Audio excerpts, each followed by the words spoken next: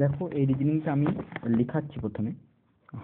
কী কী রয়েছে? 1065 রয়েছে, তারপর কত রয়েছে? 850 রয়েছে, 726, 663, 637 এবং তারপরে কত অ্যান্সার হবে।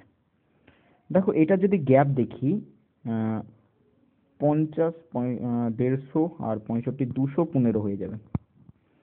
আর এইটার গ্যাপ দেখলে 726, 850 মানে 124 হবে। এটা যদি গ্যাপ দেখি তো গ্যাপটা হবে 3, 6, 63। এই গ্যাপটা আমরা দেখতে পাচ্ছি 2, 26-এর গ্যাপ হচ্ছে। তাহলে পরবর্তী গ্যাপটা যত হবে সেটার সাপেক্ষে অ্যান্সার বেরোবে। যদি তুমি কিউ এর ফর্মুলা জানো, কিউ এর যদি সূত্রগুলো জানো, নাহলে তুমি এখান থেকে বের করতে পারবে। এটা দেখো 6 এর কিউব মানে কত হয়ে থাকে? 216, তার সঙ্গে 1 বিয়োগ 215 হয়ে যাচ্ছে।